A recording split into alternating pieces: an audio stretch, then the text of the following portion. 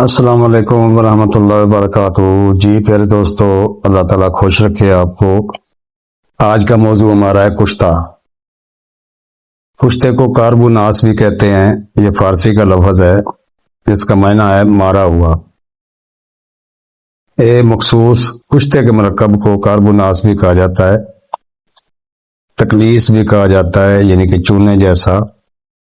کشتہ جات کی تیاری نہایت خطرناک عمل ہے۔ کسی ماہر حکیم یا استاد کی نگرانی کے بغیر کشتہ تیار نہیں کرنا چاہیے کہ یہ خطرناک بھی ہو سکتا ہے۔ تو آج کا موضوع جو ہمارا ہے وہ ہے کشتہ ابرک سیاہ یا ابرک سفید دیناب کرنا۔ تو پیارے دوستو، دیناب کرنے کا مطلب ہے اس کو بریک کرنا۔ آپ نے کرنا کچھ یوں ہے کہ پتھری لے لیں، بجری جس کو بولتے ہیں، بجری لے لیں، اس کو دھو کر اچھی طرح صاف کریں، پاؤ ڈیڑھ پاؤ آدھا کلو ہو، اس کو کسی کپڑے میں ڈالیں، کپڑے میں ڈال کر ابرک کو کوٹ لیں، موٹا موٹا دادڑ فادڑ کر لیں اور اس میں ڈال دیں۔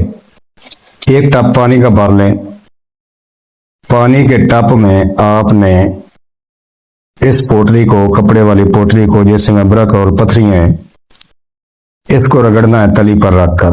رگڑتے رہیں، اتنا رگڑیں کہ وہ جتنا آپ کا ابرک ہے وہ کپڑے سے باہر نکل کر پانی میں آ جائے۔ اب جب یہ پانی میں آ جائے گا تو اس کو کہتے ہیں ابرک دیناب۔ بہت سارے دوست بتاتے ہیں مگر صحیح طریقہ کسی نے نہیں بتایا۔ اگر آپ گٹھلیاں لے لیں کھجور کی اچھی والی موٹی موٹی، اس سے بھی دیناب ہو جاتا ہے، مگر جو پتھری سے ہوتا ہے یہ بہت ہی اعلیٰ ہوتا ہے اور بریک ہوتا ہے اور جلد ہوتا ہے۔ تو اس کو پڑا رہنے دیں رات بھر، صبح اس کا پانی اوپر سے نکال دیں، پانی سارا گرا دیں۔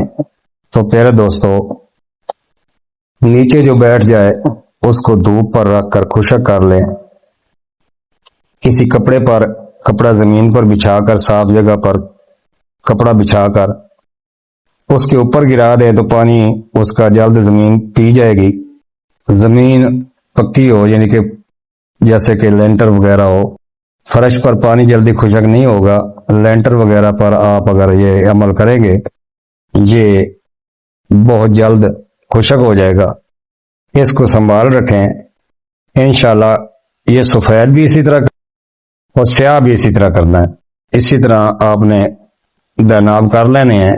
آگے میں انشاءاللہ اس کے نسخہ جات آپ دوستوں کو بتاؤں گا کہ کیسے ان کو کشتہ کرنا ہے۔ 5-6 طریقوں کے ساتھ آپ اس کو کشتہ کر سکتے ہیں۔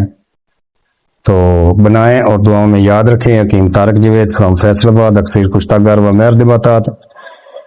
میرا نمبر ہے 0302 4133 533۔ والسلام۔